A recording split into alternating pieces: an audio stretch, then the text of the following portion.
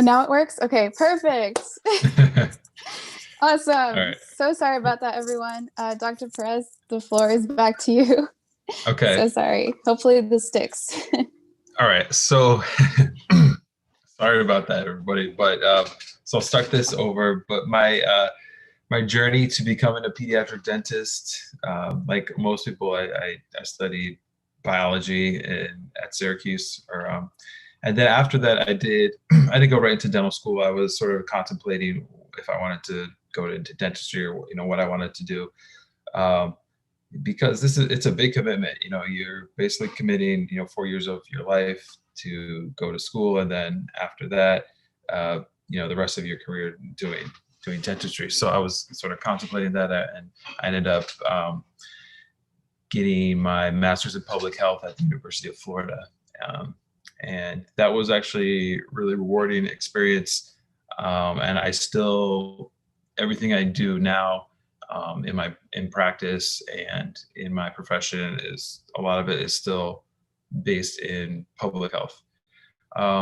Public health, obviously, there's a pandemic going on. That's why we're doing this like we are. So public health has been a big thing in the past, back in the last year. So everyone is probably familiar with a lot of different things, which is really cool because a lot of different terms and phrases and things that I learned in public health are being shared throughout the news and everything. So it's becoming popular culture now, which is cool because a lot of people sort of brush aside public health. But public health, it's instead of treating a patient, you're treating a community, and that's one thing I like about it. But after UF, I went to NYU, like a lot of dentists, since it is one of the biggest schools. I got my DDS there, and then after that, I continued on to work at Brooklyn Hospital to do my GPR, and I'm still at Brooklyn Hospital as the assistant program director of that GPR. But before that, after my GPR, I went to NYU, back to NYU, and did my ped residency. So it is a long road, and the road I went is longer than the typical way, but here I am. I wouldn't do it any other way. But so to me, everyone has a different opinion, but to me, this is what pediatric dentistry is. There's a lot of different specialties, and peds is the only one where it's actually age specific. Endodontics, periodontics, those are more parts of the teeth that you're treating. So they're specialties because the treatment is different. But this is just age specific. The dentistry that we do is not that different from a general dentist. In fact, it's sort of easier dentistry. But what makes this a specialty is really two different things. The big one thing is development. And so that includes dental development, craniofacial development. So these things are sort of intertwined. The dental growth and the teeth affect the bones of the face, and the bones of the face can affect the teeth. You have to consider physical development and the psychological development. So you wouldn't treat, a 1 or 2 year old the same as you would a 5-year-old, and not the same as a teenager. So, and then there's different needs at each stage of life, different goals that you want to accomplish as far as the dental and oral health. It is age specific, but as pediatric dentists, we're also trained highly in special needs dentistry. I do have a colleague, a friend who is a pediatric dentist, and now she's going on to do special needs dentistry. So she's doing a fellowship now. We do specialize a lot in behavior management, which is another big part of pediatric dentistry. I'll talk about that a little bit more. There's a lot of different ways to manage a patient's behavior. And it is big in preventative. So, lots of times we talk about fluoride, and we'll talk about something called SDF. So we want to establish what's called a dental home. You may have heard of this. If you haven't, then you'll hear about it in school. But it's dental home is the idea, the model that you you have patient-centered care led by the dentist, and what the goal is to give the parents, the patient, the education, the information that they need to make the right decision. If they ever have questions or anything, they come to you. If there's any emergencies, they come to you. So that's basically what a dental home is. We are primary care. Even though we're specialists, we're still primary care. There's basically three. There's primary care, secondary care, and tertiary care.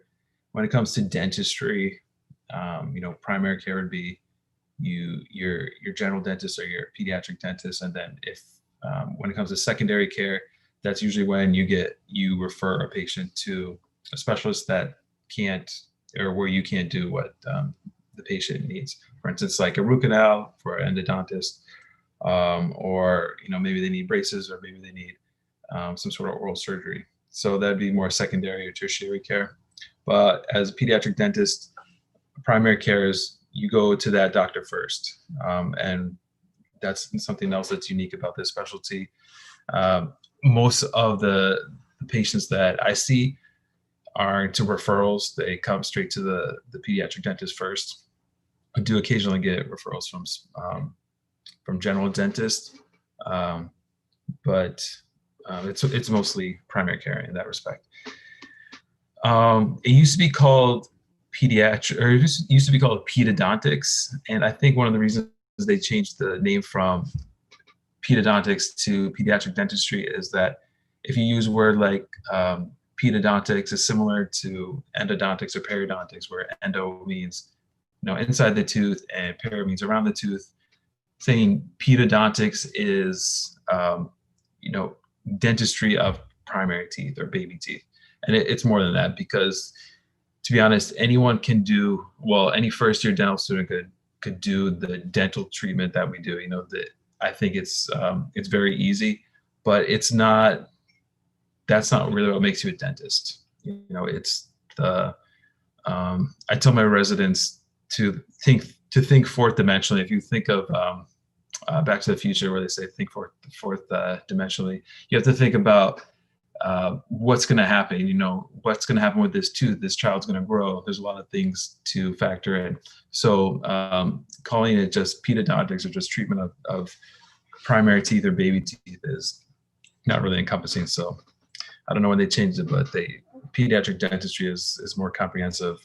We're talking about growth, development, and behavior management and things like that, and not just drilling baby teeth. So there's a lot of pros to dentistry and pediatric dentistry. I want to talk about the pros and, of course, the cons, because it's not always easy. It's not always, rainbows and sunshine. But for pediatric dentistry, it's different because we have shorter appointments. We have quicker procedures, faster procedures. The dental needs aren't as great as maybe an older patient. If you're talking about, usually kids come in with a couple cavities, but with older adults, they may need a root canal, crown, dentures, this whole treatment plan that can be comprehensive and exhausting. But with kids, it's a little simpler. The kids are usually healthier. The older somebody gets, the more likely they have health problems. Some things that I like is, some people do a lot of sedations, but I do a lot of general anesthesia. I like that a lot.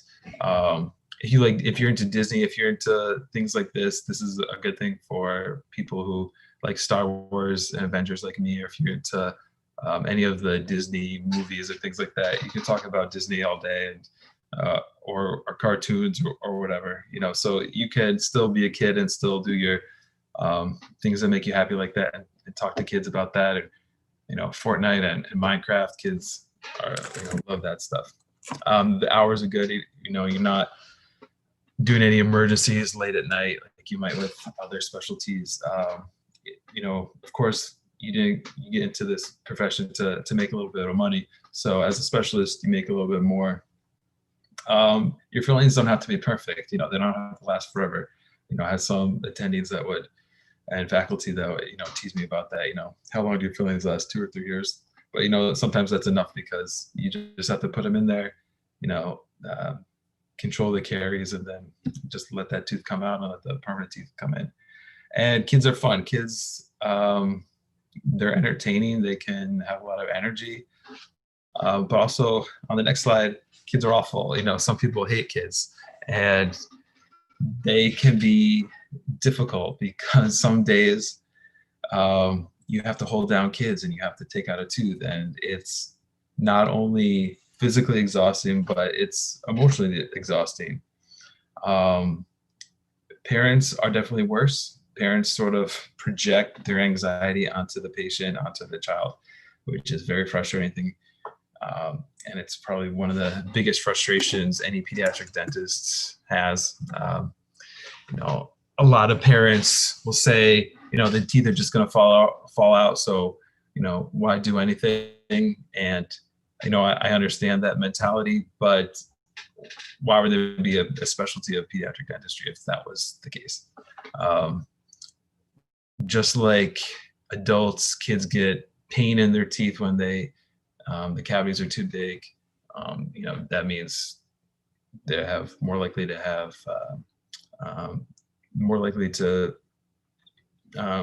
miss school, less likely to eat, have difficulty eating, speaking, things like that. So, it does affect them just as much as it affects the rest of us. With kids, there's high rates of anxiety. And it's harder to manage that anxiety. We do fall to more pharmacological ways of behavior management, nitrous oxide, sedations, and general anesthesia. With pediatric dentistry, there's a higher burnout rate. So like I said, it's physically and mentally a little bit more demanding, a little bit more draining. A lot of pediatric dentists, we won't work 6 days a week. I've worked 6 days a week, and it's exhausting. One day is not enough for you to recover and get back to the mental status that you need. Because being a dentist, and especially a pediatric dentist, you're not only a dentist, but you're also, in a lot of ways, you're almost like an actor or an entertainer, because we all have bad days. There's days where we get stressed out, our personal lives, things happening in our personal lives where we can't disregard them, and we may be depressed or we may get stressed out, but you can't really bring that to work, especially when you're around kids. You have to put on a smile, even though nobody sees me smile anymore because I'm wearing a N95 mask all the time. But when this is all done, we'll be smiling again, and people will see that you have to sort of be an entertainer. So with that being said, it's also not as glamorous, and there's less glory than some other specialties. But so there's actually, this makes me think of there's one pediatric dentist who does magic tricks for kids. He's out in New Jersey, and you might see him on YouTube or social media or something. But there's people like that. You have to always be an entertainer. You won't see as many pediatric dentists doing amazing cases. Like, you won't see before, you won't see after pictures, because we're not doing veneers, we're not moving teeth like orthodontists, so you don't get that glamour as much.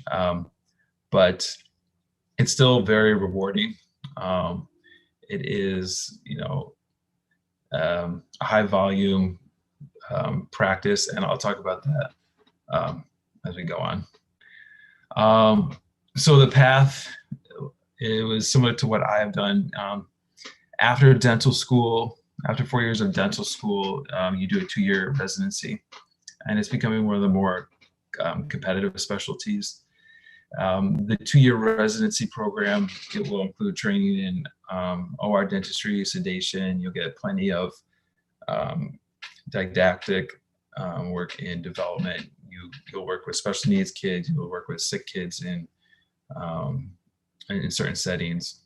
You have to do a research project, which isn't really, it's one of the negatives about doing the program. So, but it's something that has to be done.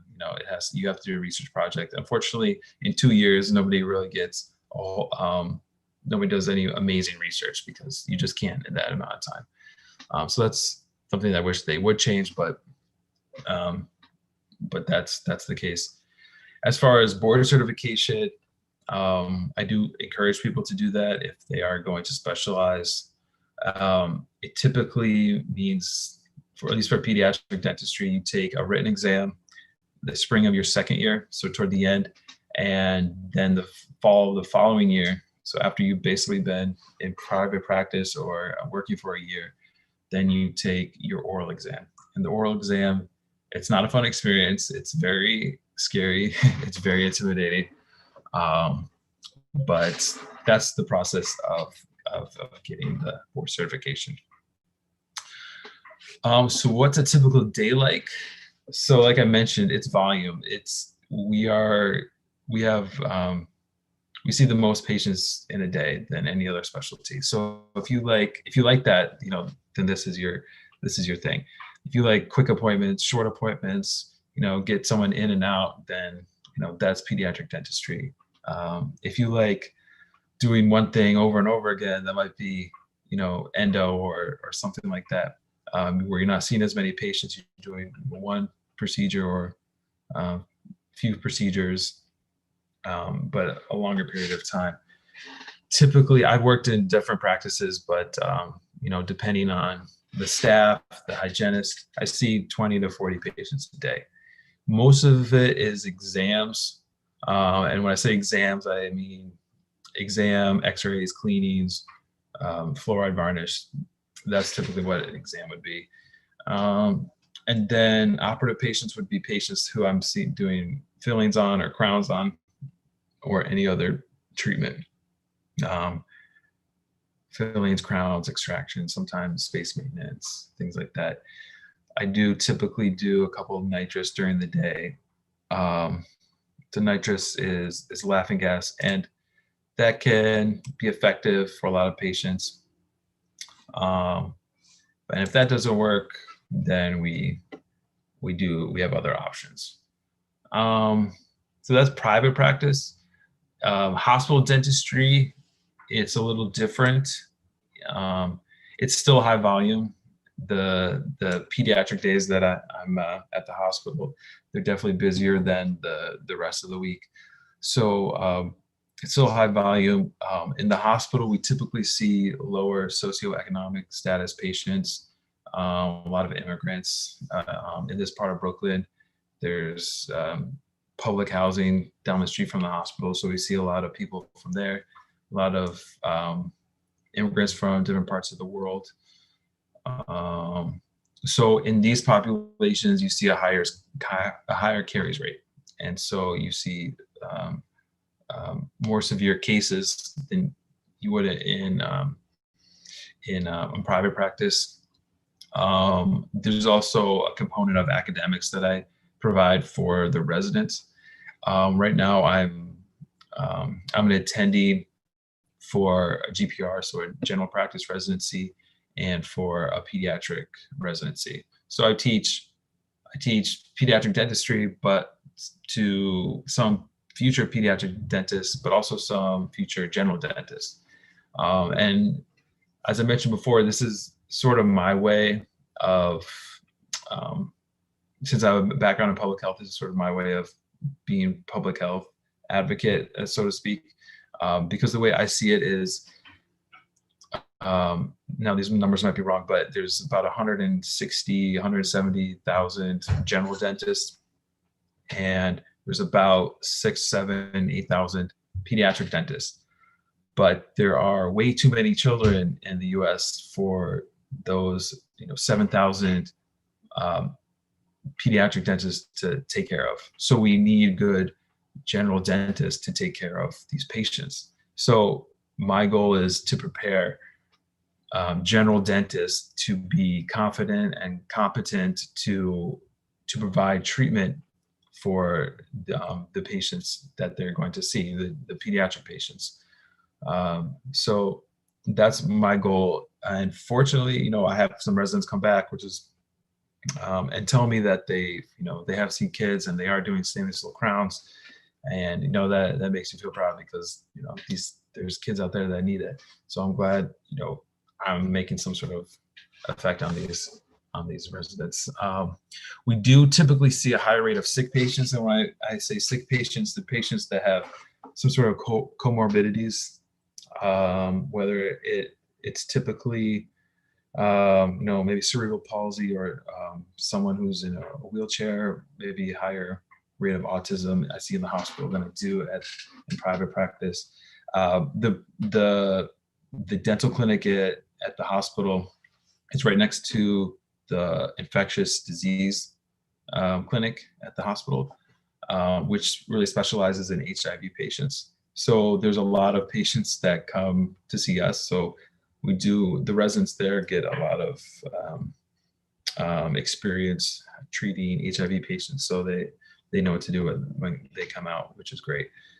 And probably number one thing when it comes to hospital dentistry for me is doing OR cases. So I do a lot of general anesthesia cases, and I'll show some cases in a few minutes. So what kinds of procedures do we do? This is really the list. This is all we do. There's very few things that you need to know how to do as far as the dentistry of pediatric dentistry, and that's a good thing. You know, being a general dentist is really hard. To be honest, a lot of people who specialize, especially to peds or to endo, I hear this the most, is that general dentist has to know everything. You have to be a jack of all trades, and you have to be good at everything and a master of all of them. So it is difficult to be a general dentist. But with being a specialist, you just have to know a few things. You know, some things endodontists love to, you know, do root canals and just do that all day. With peds, you know, there's a little bit more variety, but not too much variety. I mean, number one here, I put these in order of basically, you know, what I do. You know, number one is exams by far. I would say 80 to 90% of the patients I see a day are exams. And that includes the preventative things such as cleaning and fluoride. And then there's sealants, SDF, and space maintenance. Those go under the preventative column, but still those aren't as much. But then we go down to fillings. So restorative dentistry would include the fillings and the stainless steel crowns. And, you know, I do a handful of those every day. And right after that would be extractions. I do a lot of extractions. Unfortunately, sometimes these are teeth that are so decayed they can't be restored and they have to come out. Sometimes they're just baby teeth that have been in there too long. And to be honest, taking out a baby tooth, it's way easier than taking out an adult tooth. Occasionally, you know, we don't really deal with impactions, although, you know, that does occur. But you know, we're not doing wisdom tooth extractions that are impacted, and you know, these extensive surgeries to get those done. You know, there's simple extractions, super easy. Stainless steel crowns are actually very easy. Most of the residents I work with, when they first start doing stainless steel crowns, they're nervous, they're scared, but the way they were taught to do adult crowns is very specific, technique sensitive, and all that. But doing a stainless steel crown on a child is, you know, it's a really quick, easy thing, and it should not be intimidating to anybody. Popotomies, which we call baby root canals when we explain it to parents. You know, removing the pulp of the tooth. I don't do these that much. The cool thing about dentistry is that, you know, we're always changing. And while we used to do tons of popotomies in the past, you know, research has found that we can actually leave a little decay, seal up the tooth real nice, put a crown over it, and seal in that decay. and actually have a better outcome than if you took out all the decay, did a pulpotomy. The tooth can actually last a lot longer. So, things change, because we're so much based in science that there's always research going on. And so things do change. That's one of the good things and bad things about dentistry. It's you have to keep up with it too. So you, once you're done dental school or done residency and things like that, you still have to keep up with continuing education. You have to do that to renew your license. And you have to, keep up with the standards of practice.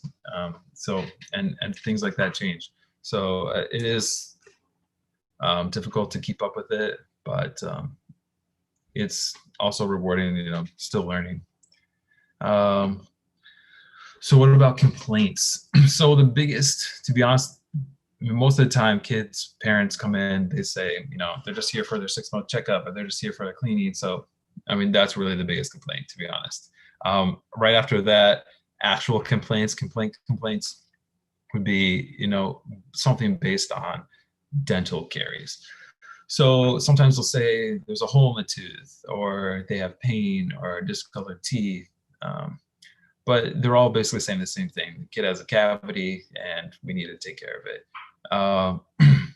Occasionally there's a swelling.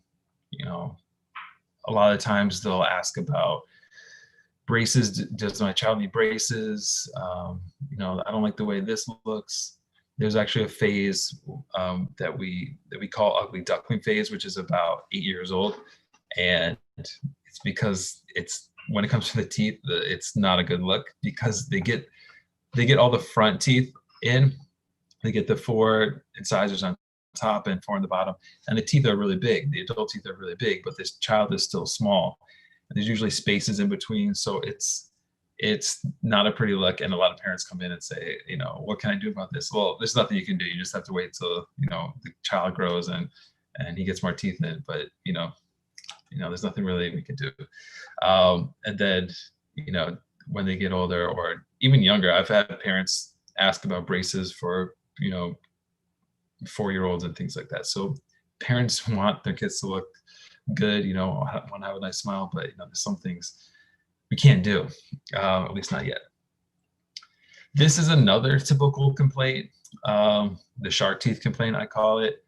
I see this almost every day, and it's frustrating because parents are freaking out about this, but this is normal. This is totally normal to see this. This is, I'm sorry. So this is how teeth develop. So the primary teeth, this patient's probably about 6 years old. The permanent teeth are growing behind the primary teeth, and this is how they grow. This is normal. Usually the primary teeth become loose and they fall out, and then the tongue pushes the permanent teeth to the correct space in the arch. And what a lot of parents do is they ask me to take the tooth out, but let me tell you, most of the time, I would say, 95 to 99% of the time, these teeth come out on their own. I never have to take them out. It's pretty rare, but I could take them out. I definitely could take them out and, have the teeth come in a little bit faster, but you have to consider the psychology of the patient. If this is a 6-year-old and I tell him he needs his tooth out, he hears that. Even if this could be the easy extraction that I ever do, I could use a little piece of gauze, take that tooth out, and be done in 3 seconds. He hears he has a tooth that needs to come out, and he's gonna freak out. So if I can avoid something like that, then I will. I don't want to do treatment that's unnecessary. I don't want to damage the child's psyche. And one of the things about being a pediatric dentist is that you want to establish a healthy relationship with for the patient throughout their life. So you want to have a patient who's comfortable going to the dentist. It shouldn't be scary to go to the dentist. It should never be scary. But unfortunately, it is, when it comes to dental anxiety, I believe the statistics, like 70% of people have dental anxiety. When I go to the dentist, I get a little nervous. Whenever I go to the doctor, there's that white coat syndrome. No matter what, we all get a little nervous. I even have a patient. I'll never forget this patient. This is from dental school. I had a patient. She was, about my parents' age. She was probably in her 60s. She was terrified of the dentist. It was so bad she hadn't gone in like 20 years or something like that.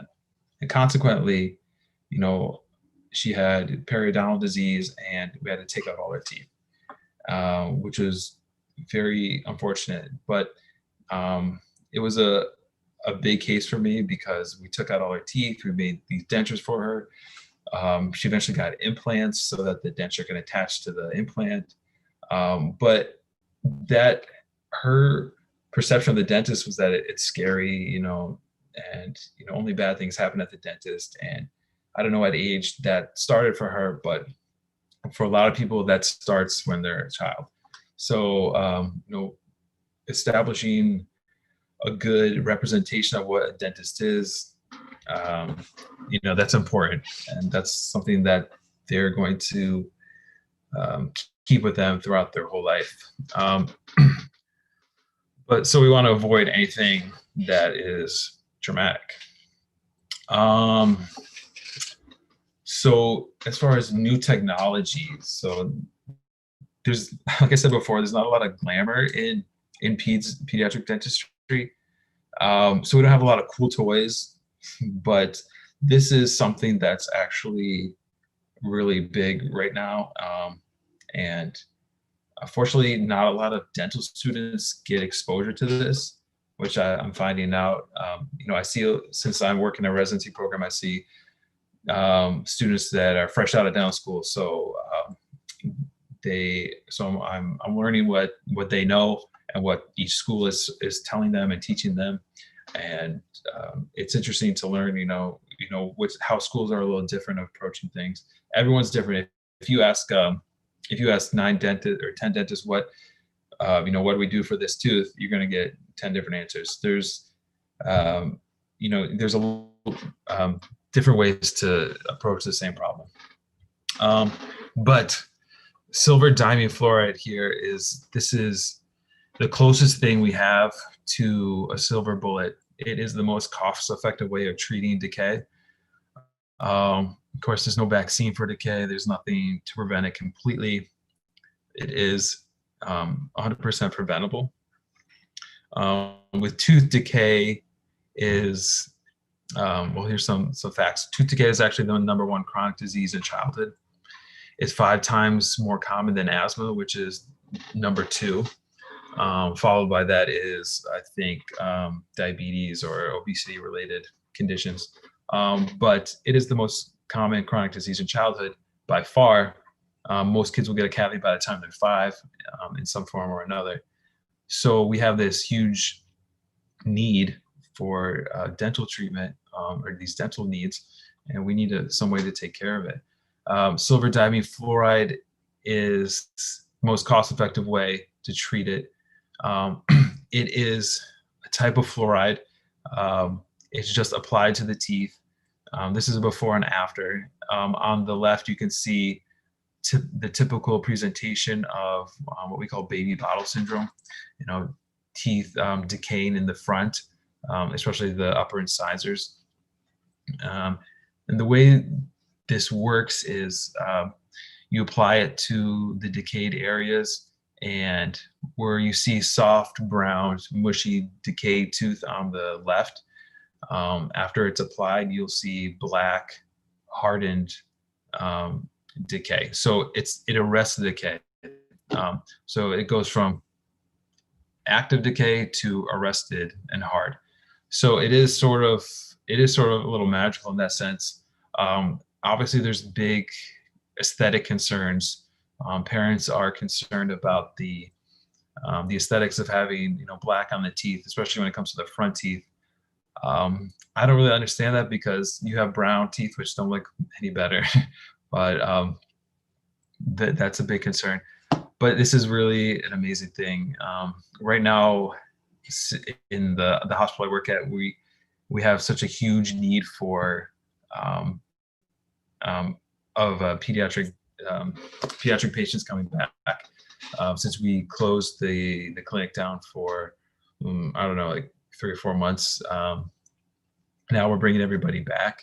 So there's a need because we're way behind, and then there's we're also scheduling less patients, to give more time in between each patient.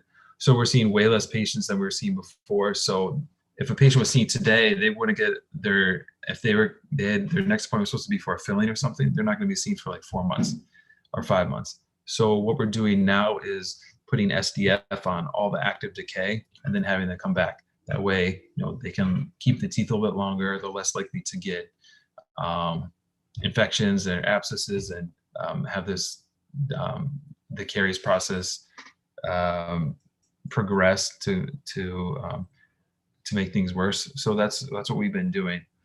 I could talk about SCF all day, but this is something that's really great in pediatric dentistry, and I hope that more people use it. I've been teaching pediatrician residents, pediatric medicine residents, how to apply this too. So hopefully, from a public health standpoint, that'd be great if pediatricians would could apply this as well, or have their staff do it, because it's really an easy thing to do. I also wrote down lasers here. Lasers are a big thing. I don't use lasers. They're kind of like the cool tech that some people like to do. One good thing about them is that not only do they work on soft tissue, but they work on hard tissue. So you can remove decay, and you can actually remove decay from teeth without needing local anesthesia on a lot of patients. So that's cool. I haven't got to use that. I probably won't use that, but it is a cool thing. That's in dentistry in general. And these aren't unique to pediatric dentists. Anyone can do these. This is something I really am an advocate about. It's actually, rubber dam is the old way of doing things in a lot of sense. It's still the standard of care for endodontists and root canals. But you see on the left all the things you need for a rubber dam to isolate the tooth. On the right, this is basically a stainless steel crown I did for a patient. It's gold, but it's the same type of preparation. It's very minimal preparation. This was was it the niece of a dental assistant that I work with? She had a root canal on that tooth, and since she's a child, we don't do a permanent crown. So I did something that was temporary. And if I have the gold crowns, I offer them. Do you want a gold crown or do you want a silver one? And a lot of people like the gold, so I did that. But going back to the rubber dam, when it comes to efficiency, the more things you have, the less efficient, the more things you have to worry about. But now we have this great thing, which is this one's the dry shield. There's dry shield and isolite or isodry, but this is so much better.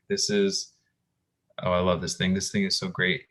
Instead of having that rubber dam, which is this crazy contraption, you have this, which not only does it retract all the soft tissue, and if you look at this kid's mouth, you can see the teeth on the bottom. If you look at those molars on the bottom, you can easily access those and treat those. You don't need anesthesia like you would with the rubber dam. You can see everything better, and not only that, but it's hooked up to the suction, so you don't really need an assistant. I can do fillings without an assistant. They can be sterilizing things and they're doing other things, and I can most of the time do this just as quickly. So this is an amazing thing. I love this. But to go on to cases, I want to talk about a few different things. These are all, well, this one specifically, this one's, something I've never seen before. This is something unique. And clearly it's not an aesthetic looking tooth. If you imagine you had your tooth like this, and how you would feel, one of the things you have to consider as far as pediatric dentistry and adult dentistry is how does someone's smile make them feel? Are kids bullied at school? I have kids tell me, or their parents tell me, that the child's bullied at school because of the way their teeth look, and or they're teased and made fun of, and that's heartbreaking to hear. This kid was pretty tough. He didn't say anything. He didn't like it, but he didn't really say anything bad was happening. He was a good kid. At the time, he was 9 years old. I believe that's when this was taken. And you can just see this is quite the anomaly. It's a huge tooth. It's displacing. You see on the left, it's displacing the central incisor way to the left, and it's also displacing the lateral incisor below that. And I wasn't sure if we could get that incisor back to the place where it had to go. But going forward, we'll look at what happened. After it was taken out, he had this huge gap in his mouth. And fortunately, the orthodontist in our practice, she put on some brackets, and you can see over time that it went from a giant gap to almost perfect smile. And of course, over time, you can see his mustache get a little thicker and thicker. So, time has passed. But that was that was a very interesting thing. I do see this is a supernumerary tooth, and not only that, it's also macrodontia, so it's bigger than normal. I mean, I can't even give this tooth a name. It's so weird looking and so strange. But it actually came out pretty easy because the root wasn't too formed, so it wasn't that bad. But I'm so happy that that gap closed. So it's rewarding when you get to do things like this. It's good to see change. If you like sort of instant gratification, pediatric dentistry might be more your thing. When it comes to orthodontics, that's something that takes a long time. Prosthodontics, doing crowns and dentures, those are multiple step procedures. Those can take a little bit more time. But if you like instant gratification, then this is more your thing. Like this is an OR case, and unfortunately, this is sort of a typical OR case. This is probably a 3-year-old. We do see a lot of decay in the front. Excuse me. So the teeth in the front were just not restorable. We could not do anything with those. We had to take those out. But in the back, you can see stainless steel crowns. So these crowns are great because they're like set it and forget it. And you just put these crowns on. They're so easy to do. With a little practice, it's way easier to do one of these than to do a filling. And most pediatric dentists and people that do stainless steel crowns will tell you that. But like I said before, it's an instant thing. You do it right there, chair side. It's not like a adult crown where you take impressions, you send it to the lab, and you have them come back. Even with 3-dimensional scanning and in-house 3D printers and things like that, those still take a little bit more time. But with these, you just find the right size, like you're trying on shoes, and you just put one on. And then you cement it, and then you go on. So crowns they're great, and they last longer than fillings. So statistically, they last longer because they cover the whole tooth. Whereas fillings, you're always going to have little microscopic void in between the tooth and the filling where decay can recur. Unfortunately, these cases I do quite often, and it is sad, because some of these kids are only 3-4 years old, and you see all this happening. Dental trauma. This is another sort of significant thing in pediatric dentistry. This case specifically was an autistic child. I believe he's 10. I did this a couple months ago.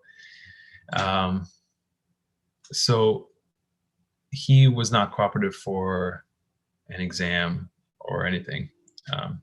So we had to bring him to the OR and treat him under general anesthesia, and which is kind of a lot to do for one tooth.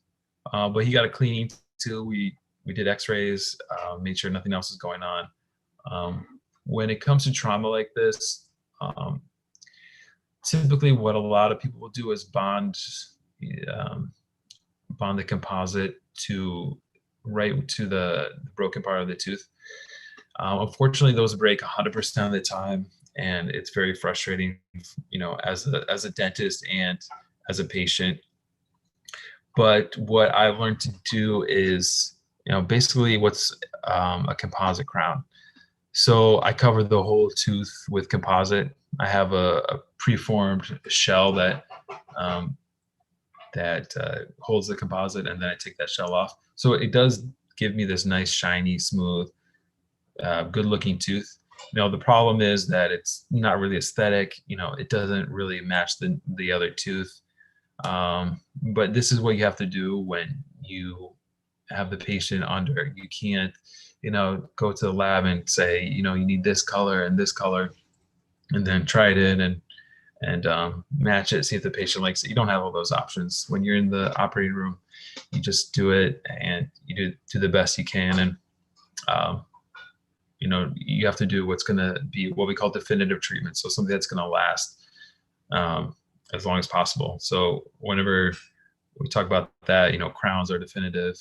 This would be more definitive, because I don't want him to come back and have to do general anesthesia for him every year. This is already the second time he came to the operating room. He went like the year before, but that was basically his first time seeing the dentist, I believe. And I think we just took out some baby teeth the first time, but his teeth they're okay overall. But with special needs kids, there's kids in general, but especially special needs kids are more likely to get trauma. The younger the child is, more likely to get trauma. In fact, on the next slide, here's another trauma case. This kid was, I can't remember, he's about 4, but the younger they are, the more likely they are to trip, fall on their front teeth. Kids are not only rambunctious, but they also lack the coordination to walk and run. So, they're more likely to fall. They do hit their front teeth, and they have some sort of dental trauma. And you can see here that the 2 front teeth they're not at the same level. So what does that mean? Here, it's hard to say, did one tooth go in? Did one tooth come out a little bit? This is actually a root fracture. So if you can see the fracture right on this root on this x-ray. So this fractured a little bit, and then the tooth on the patient's right, that'd be tooth E. That one came out a little bit. So for this, I don't have a post-op, but because I remember this kid was not cooperative. So we had to hold him down, which is, unfortunate. It's a last resort, but in emergencies, you have to do that. You have to hold them down. It's, it can be traumatizing for the kid. The younger they are, the less likely they're going to remember, but it's sad, and but we have to do it. And we had to take out the tooth, and unfortunately what happens is, since it's fractured, that little tip is still in there. But that's okay. That happens. You just let the parent know that one of 2 things can happen or one of 3 things really. The root tip will come out on its own, or the permanent tooth will push it out, or it'll just resorb. But usually leaving something like that in there is okay. But with any sort of child or special needs patient, you just got to do whatever you can do. You have to make sure that they're not in pain, that they're not going to be in pain. But you can't always do everything. You can't do everything by the book, especially when it comes to uncooperative kids, because sometimes these kids, it's like wrestling an alligator. You got to hold them down, and you got to do some sort of dentistry. So you got to be safe for the kid. You got to be safe for you and your staff. I've never injected a staff, but when I'm trying to anesthetize a child, I have injected myself a couple times because the kid was moving, and I've hit a lip, or or somewhere I wasn't supposed to go on the child. So, you know, safety is a big thing, especially in kids. Here's another case. This one is, this kid was a tongue thruster. We have a tongue crib that we placed. So his mom was very insistent on that we close this tiny little open bite that he has. You know, it's only like 2 or 3 millimeters, but the mom was very insistent. But when we do anything like this is sort of a last resort. You want to try to encourage the child to, you know, to break the habit on their own, but he was not breaking it. And so I made this for him. A very simple thing to do. Take an impression, send it to the lab, and then have him come back and place this. So a very simple thing. He just, instead of pushing his tongue in between his teeth and making this gap open more, this is a tongue crib, so he rests his tongue against this little cage here. It's very simple, and in a couple months, you know, that closed up. You know, so it's not a big thing, but you know, it's nice to get little results like this. This is fun where I get to do things like this, because this is the only time where I do see a little glamour, a little glory. I just get to see a little change. So I like seeing that. So this is technically orthodontics, but preventative orthodontics. It's, fortunately, you can let the body sort of heal itself. The teeth went back to their normal position. So, you know, you're using the child's own growth to really do the treatment. This is an interesting case. This is something that just happened I'll say this is October, November, but I've never seen this before. This is a space maintainer. It's called a band and loop. So there's a band around the permanent molar, and there's a loop that goes to the primary canine. So this is what we place in after we take out teeth.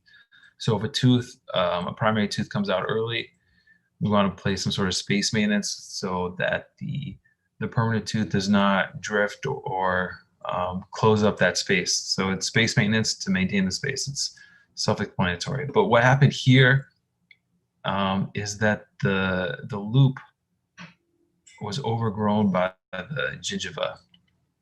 And I'd never seen this before. And the weird thing is I saw this, and then I saw another case probably 2 weeks later. So it's weird that this happened.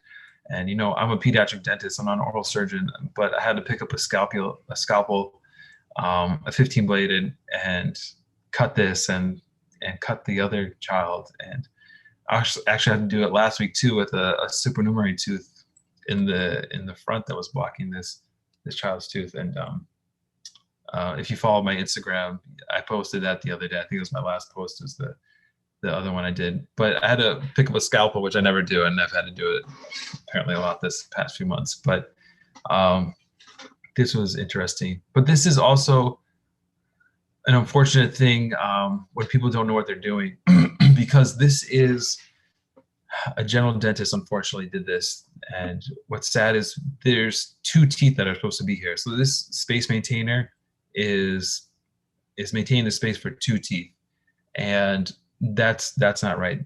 It's only supposed to be for 1 tooth. So if there is a 2 teeth taken out or 2 teeth missing, you have to do what's called a lower lingual holding arch, which goes along the whole arch. So there's a band around both of the permanent molars on the bottom, and that it's connected. So I'm wondering if that's one of the reasons why this happened. It sort of became, the angle sort of moved and went under the gingiva, and that grew over.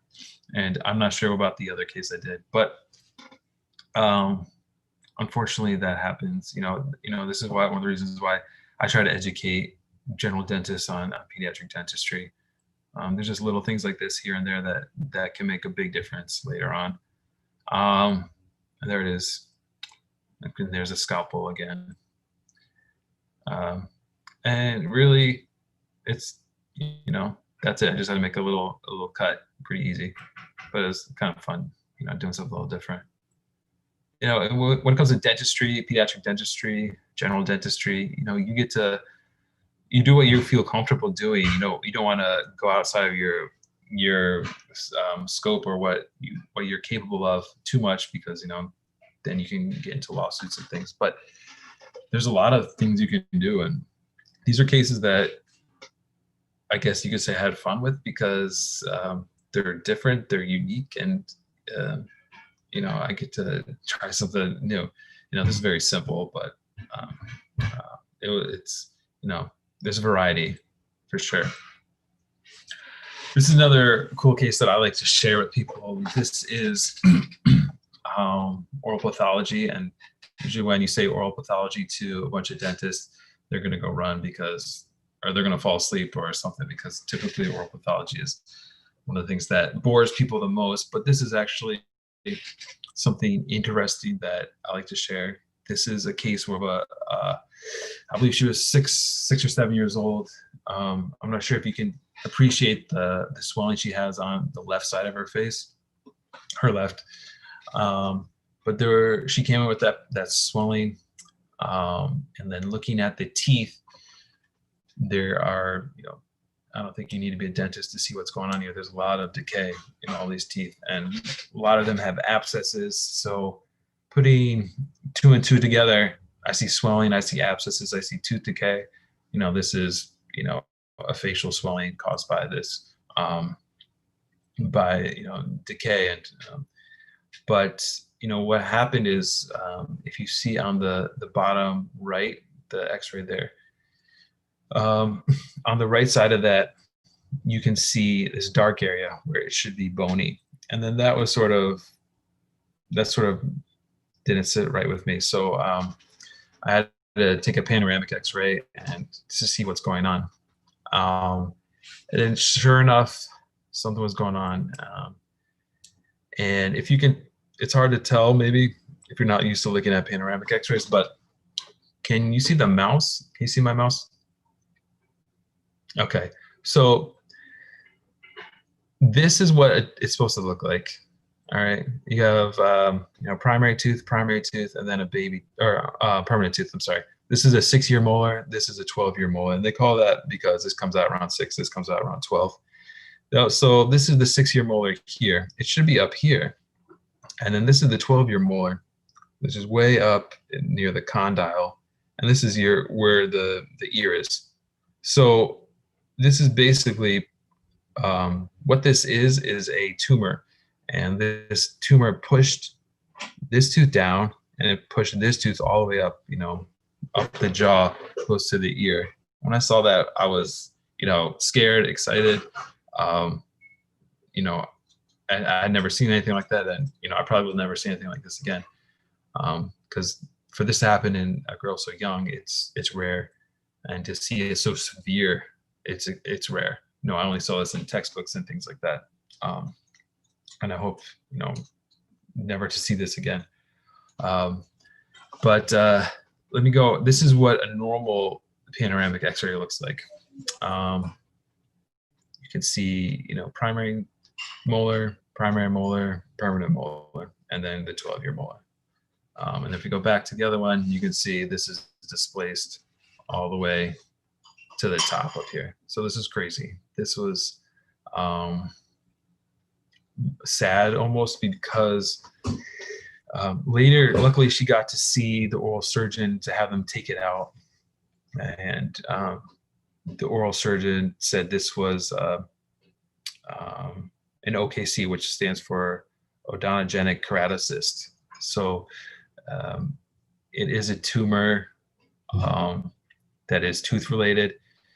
And there, as you can see, it just looks dark. It looks like black. It doesn't look like the bone around it. So bone is supposed to be like spongy looking. And there was basically a shell, left of her jawbone. So there was basically nothing left of her jaw. If it got any bigger, they would have to resect the jaw. And I don't know what to do, to be honest, because I'm not an oral surgeon, but they might have to do reconstructive surgery and do all this to get her to have a jaw again. But if that happened, she could have been disfigured, and, being disfigured from 6 or 7, throughout your whole life, that can be, difficult. I don't know what happened with this child. Hopefully she went for her follow-ups. Hopefully it didn't come back, because these do tend to come back. So, but this was a daunting case, and an exciting case, and something you don't really get to see much in pediatric dentistry. This is another OR case. This is actually a cleft lip, cleft palate child. On the top, you might be able to appreciate the palate, which there was a repair. And when it comes to cleft lip, cleft palate, it's complicated, to say the least. They have to go through multiple surgeries, some which they do in the first year of life. So it's difficult, because you have to manage the patient appropriately. In this case, it's a cleft lip and cleft palate. So there's a cleft in the bone around here on the central incisors or lateral incisors. I don't have the x-ray, so I can't tell you exactly where it is, but there's typically a cleft there, which means, there's a space. The bone isn't fused together like it should be. So there's a whole team of cleft lip team. So they, there's orthodontists and different surgeons that are on this team, along with like speech therapists and social workers and things like that. That's a whole team. But basically, the surgeons want to preserve as much bone, so later that they can, put like a bone graft or something there. The less bone that they have to put there, the more success they're going to have. But so they don't want you to take out any teeth. If you take out teeth, what happens to the bone around that tooth is it goes away. But unfortunately, what we had to do here is, take out this. Here's the post-op. So I had to take out this central incisor, if you can call it a central incisor. With cleft kids, you typically see anomalies like these fused teeth, these tiny teeth. The teeth don't develop appropriately. But the tooth was decayed either way, and if we leave that tooth, we're going to have infection, possibly pain, things like that. So we had to take it out, and that does make it a little bit more difficult for the other surgeons down the road. But you have to take care of any active infection.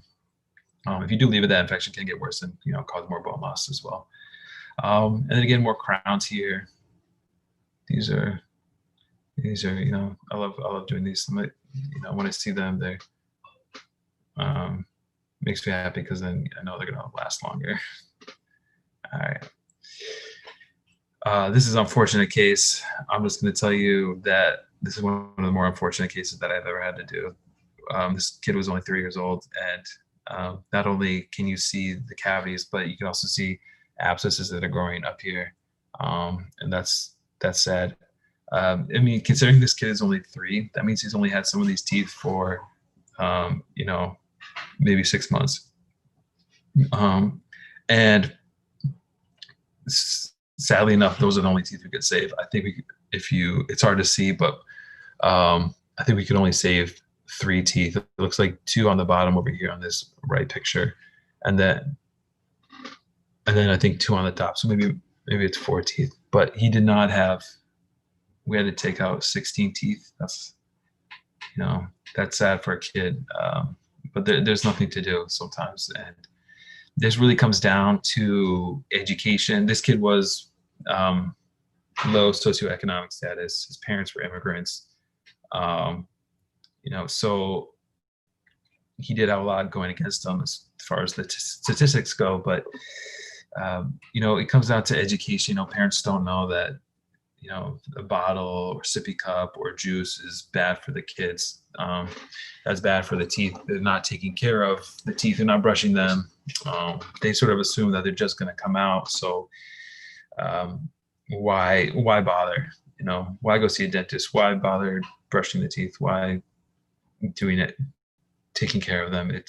So that is a frustrating thing that we see regularly in dentistry, right? Especially in pediatric dentistry. But talking about public health a little bit, going away from clinical dentistry, not well. If you ever consider public health, one good thing about public health is you're reaching more people than what you would see in a clinical setting.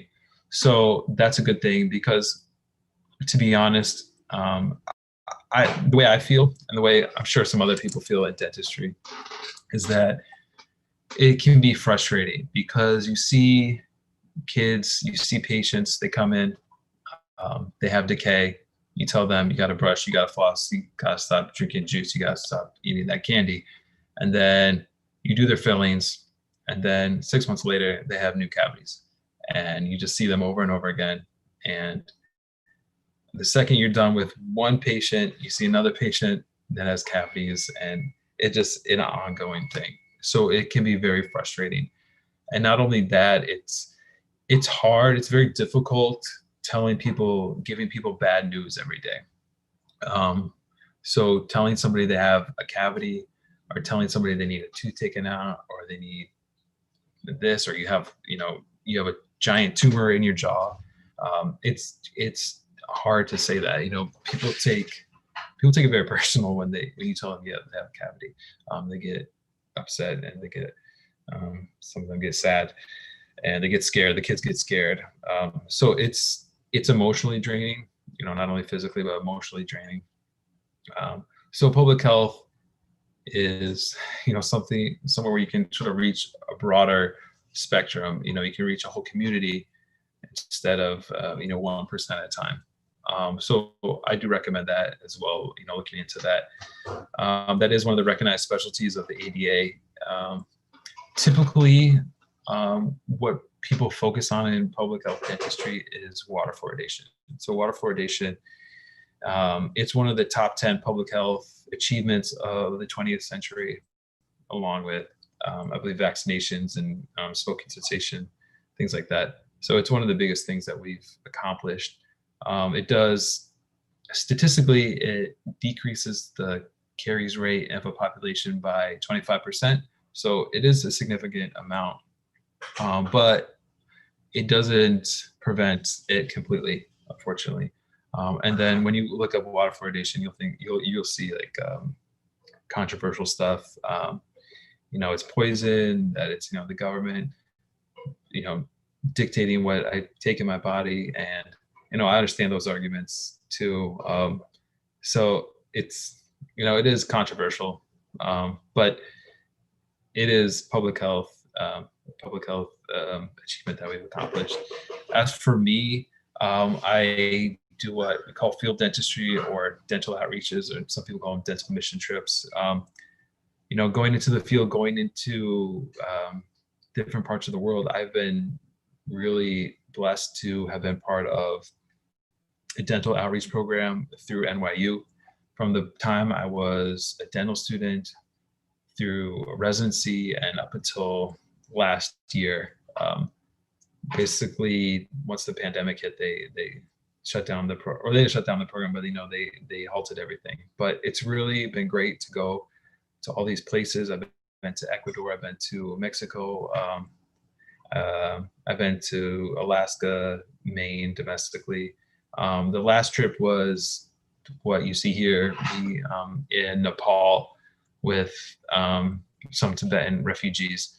So that was really amazing experience on many levels, because I'd never been to any part of Asia.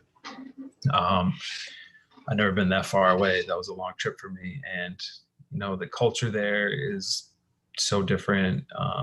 Learning about Buddhism and Hinduism, and the cultures of the Nepali people and the Tibetan people, and what their lives are like. It's different, and it's humbling too, because when I come back home, I realize how good I have it, so it is rewarding and humbling and everything.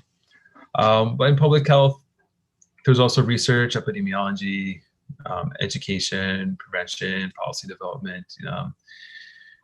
I know people who are advocates for certain things politically, and they do lobbying and things like that. But there's a lot to do.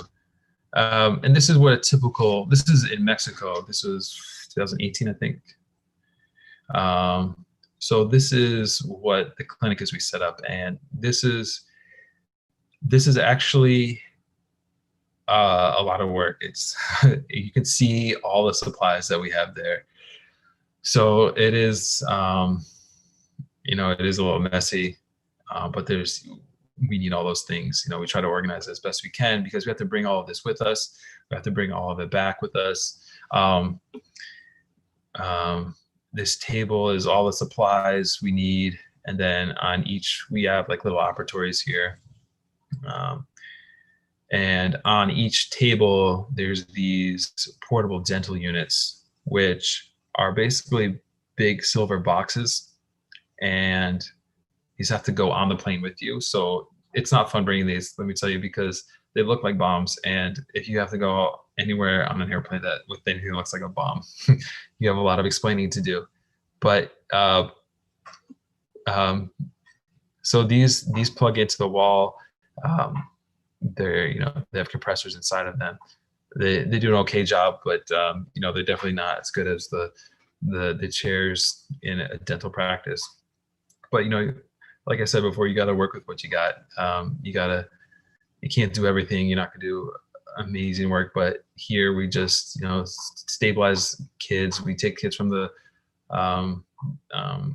schools, and we do all the treatment. We'll do as much treatment as we can. Every kid gets silver diamond fluoride, so we get them in like an assembly line, and just put SDF on all these kids, and then have them come back for treatment. And here you can see we have some dental residents working with dental students, taking care of these kids. But it's a big program. There's it's a big group that goes. It's a ton of dental students. It's probably like 30 or 40 people, that go on these trips. It takes a lot of administrative things, a lot of organization beforehand.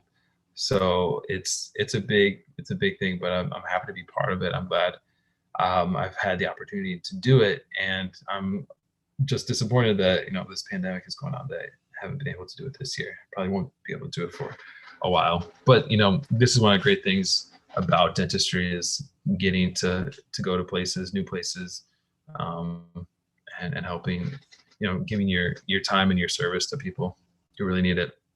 And it's an educational thing. That's actually my friend Lou, who's an oral surgeon. He's showing, I guess, some students how to extract a tooth. This is also Mexico. But the students are great because they're eager to learn. As you can see there, they're all trying to see what's going on. So it's always a great experience.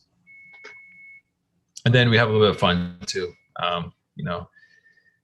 Work with the kids in the community, make sure that they have a little fun. All right. So if, sometimes pediatric dentistry is enough. For myself, I can't do clinical pediatric dentistry all the time. That's why I go to the OR. That's why I do hospital stuff.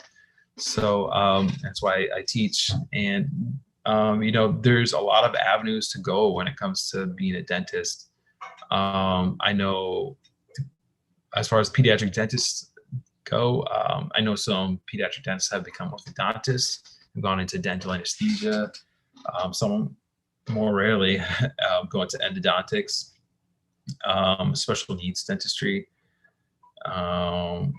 research, of course, and teaching and advocacy. People that work for different groups that go to DC or go to their state capital or talk to politicians about things. People that work for ADA or local chapters of the ADA. There's dentists that become lawyers as well, and practice brokers, and insurance companies and consulting groups, and there's dentists who have accounting firms who are CPAs as well. So there's a lot of things that you can do as a dentist and as a pediatric dentist. So that's a good thing about dentistry. I think that goes for a lot of different specialties too, and as well as general dentistry.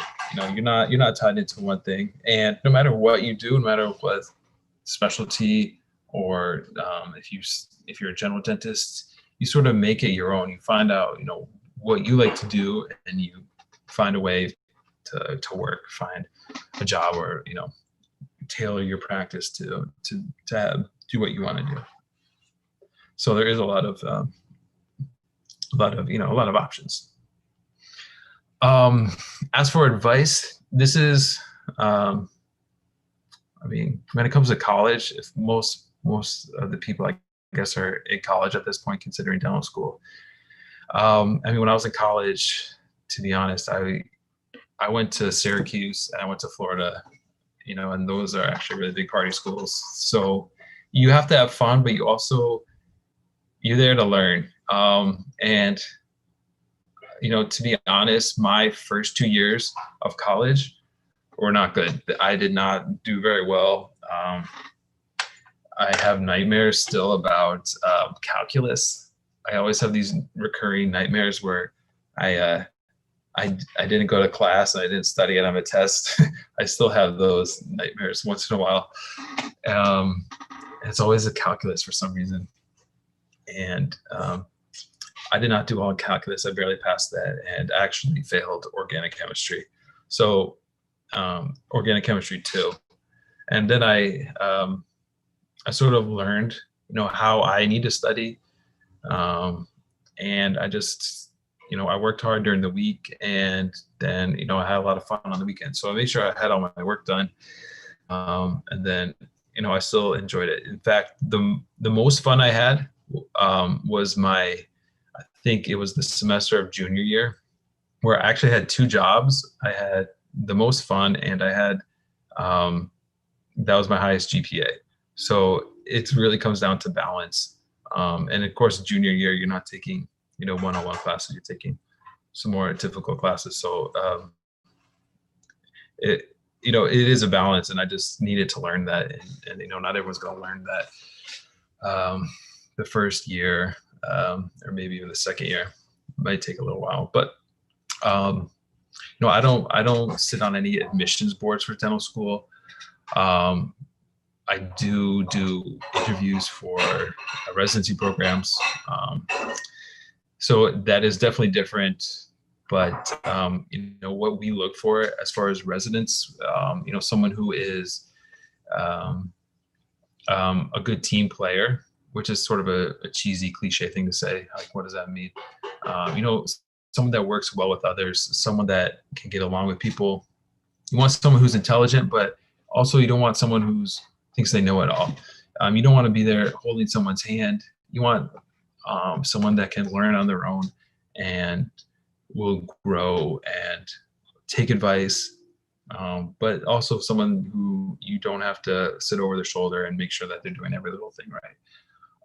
You're all adults, and when you're going to dental school, and then especially to residency, you're, at least in your mid-20s, and when you're going into residency, you should be in your mid-20s or later, and you should be a responsible adult. You're a doctor at that point. You're a dentist, and we expect a lot of you.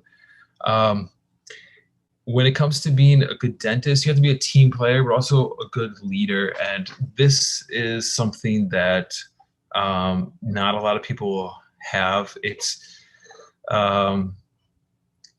being a good leader and a team player is sort of a weird thing, because you have to work well with your assistants ultimately, and work with the staff. You have to work with the patients, the parents, but you also have to be the one in charge of everything. You have to be the one who's doing the treatment, who is dictating the treatment, who gives the recommendations. You can't have other people. You can't have the parent, the manager of the office, or the insurances dictating what the treatment you should be doing. You should be telling the patient what the treatment should be. So you have to be a good leader. So what that means is sometimes you have to be the bad guy. Sometimes you have to give bad news. Sometimes you have to, put your foot down. You have to be strong. You have to be confident. And that's something that you may not learn, or you may not have initially, but you sort of are forced to learn it. I myself was always a shy person, if you talk to any of my friends, even now in my family, that I'm sort of the quiet one. I don't talk a whole lot. I'm not, a social butterfly. But going into dentistry, you have to talk a lot. So it's something, when you're thrown into that position, you're forced to become sort of a different person. And I sort of mentioned before, you sort of become an actor, an entertainer. You have to, everyone's going to be watching you when you're in the office. You have your patient here, you're taking care of your patient, but you have the parents on the other side of the room, they're staring at you. You have the assistant staring at everything you're doing. So the spotlight's on you. You're basically, it's like being on Broadway. It's almost like public speaking is difficult, but also, doing treatment in front of other people is difficult. In fact, the other day when I was in the operating room, I had one of my residents, I had two pediatric medicine residents. I had two nurses that had the anesthesiologist, and I had a nursing student who was learning how to work in the OR. So I had all these people, and they're all watching me just do this. So it's intimidating. It's a little scary, but this is something that you learn how to deal with.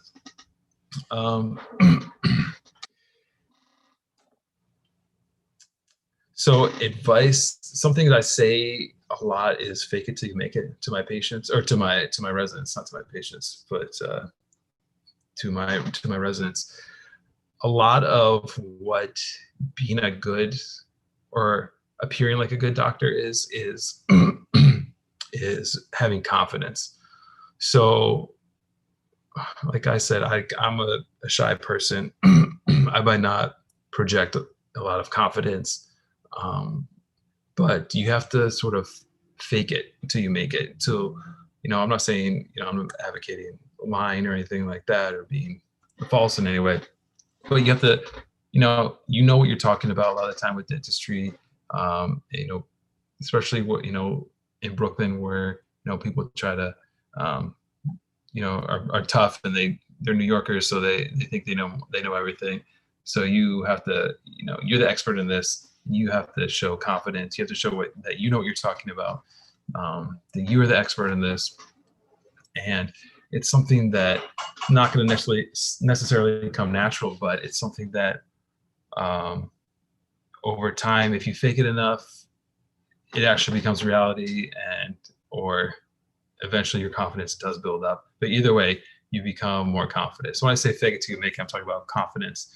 Also, enjoy the journey. That's another cliche thing that I don't like saying, but it's true. What for me, when I was in college, I thought, once I get to dental school, that's gonna be better.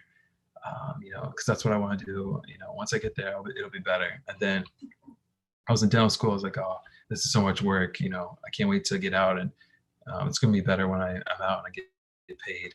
Or and then when I was in residency, I was thinking that too. But it was sort of the grass is always greener situation. So instead of, enjoying the time I had, I was always looking forward to the future where, I'll be happy then. I'll be happy here, in a couple of years when I've done this, or when I'm on to the next stage of my life.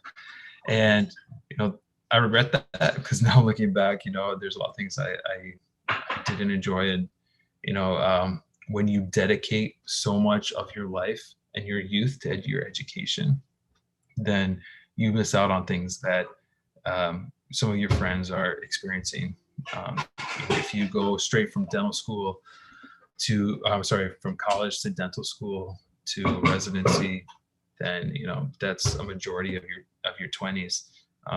You know, and that's something you don't get back. So enjoy it, enjoy the time you have, enjoy your youth, enjoy the moment, you know, be happy where you're at. And, you know, cause it's a long process and it really doesn't end. You know, the stresses don't end. I don't want to say it gets better. It doesn't get better. It just changes. So the stress you have is not necessarily, you know, maybe to your professors or to your faculty. You know, that's what it is like in college and dental school. It later becomes, you know, to your patients, to your, you know, your family work, because, you know, you're doing this to make money for yourself and for your family, for the, you know, to pay off your loans, to pay your rent, to pay your car payments, things like that. So, you know, the stress doesn't get any lower, it just changes. And so you have to manage the stress and just, you know, don't think about the grass is greener. You know, I regret that. Yeah, I don't know if there's anything else. If there's any questions, I'd be happy to answer that. I do have some other cases on my social media that you can check out. Yeah. So much. I'm not sure, Alexis might have a few questions. We did go a little bit over our time, so we probably won't be able to get to all of them. Okay. But Alexis, do you have any? Maybe just a few? Yeah, we can ask like 2 or 3. Okay. Yeah, perfect. In the chat. Yeah, people can reach out to me too. I'm happy to answer any questions that people have. Thank you. So somebody in the chat asked, NYU dentistry has one of the largest class sizes. What are some pros and cons about this? Well, I came, let's see, the class has about 350 people, I think, by the time you graduate. They actually do a pretty good job of dividing the students into different groups, different like clinical groups. When it comes to 3rd and 4th year, when you have to do your clinical rotations.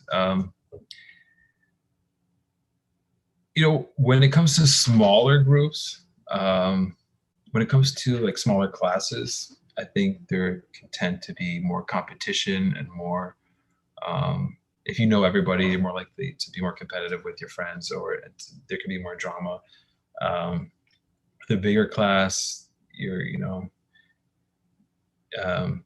there's more people to spread that around. I came from my high school was, you know, about 550 people. So it was similar, where I didn't know everybody in my class. I didn't know everybody in my dental school class. But I guess to each his own too. You know, there's still plenty of faculty.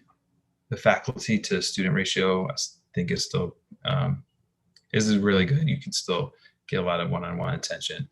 But I don't think it really matters in the long run.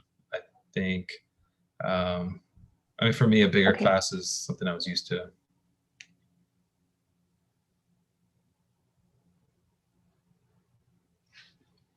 Okay, good to know. How did you deal with financial debt? I'm still dealing with that. I'm going to deal with that for a long time. You can't really worry about it. You know, that's something you just, it's an inevitability of dentistry. It costs way more to train a dentist than it does a physician. So, you know, dental school is way more expensive than it is dental school is more expensive than medical school. You know, we need more instruments, we need bigger spaces, we need all this, you know, to train us. And so it is daunting, but there's ways to do it. And what I'm in the process of doing now is actually making my debt even more significantly. Like I'm trying to buy a practice, so I'm going to incur a lot more debt. But financially speaking, I can make a lot more money by having my own practice than I do working for other people. So it is very scary coming out of dental school with a lot of debt. And then with all that debt, you're not going to want to buy a practice or start up your own practice because it's more debt and you don't want that. But that's actually not the way you want to think. You want to find people, there's banks and people that you can work with that can help you finance things and give you the best plan and the best business plan and financial plan to get your own practice, because in the long run you're going to make a lot more money having your own practice than working for other people in the long run. So don't be afraid of debt. Cool. So last question. Someone was asking you to expand on the oral exam that you were given as a resident. Can you go more into details and what kind of questions do they ask you? Are they more clinical or? So for the board exam, I'm guessing, Yep. Is that what you mean? Okay, so that is a 2-hour exam. For the first hour, you have 2 examiners, and then in the second hour, you have 2 different examiners. So you're basically sitting at a table across from each other. They present a case to you, and the case is, so each case is 15 minutes. So you get 4 in the first hour, then 4 in the second hour. So it's not a lot of time to go through that. They give you, the bullet points, how old's the patient, they come with like the parent, this is what their chief complaint is. And then you have to ask them a lot of questions to get information out. And then you come up with some sort of plan. They're going to ask you, okay, patient's not cooperative. What do you want to do? Here are the x-rays. What do you want to do? As far as the pediatric dental boards, they're each 15-minute vignette is on a different topic. So one is preventative, one is trauma, there's special needs, there's pathology. I think there's OR dentistry, sedation stuff. I can't remember all the topics, but it's comprehensive, and it's difficult because you have to think on the spot. Everybody knows, I think everybody who's been trained in pediatric dentistry, who's gone through residency, knows what the right answer is, but you have to do it in a short period of time. And not only that is that you have to, they're looking for different things. They want to make sure that you hit this point and this point, and what those points are, you have no idea. So you have to just, talk a bunch and get out all the information that you can, get all the information you can from them, and come up with some sort of plan. It's not an easy process. Not only is it stressful, but you have to go to Dallas to do it. They have a special facility there where you take it, very secretive, and you can't discuss the questions and the cases that you talk about. It's not a typical exam.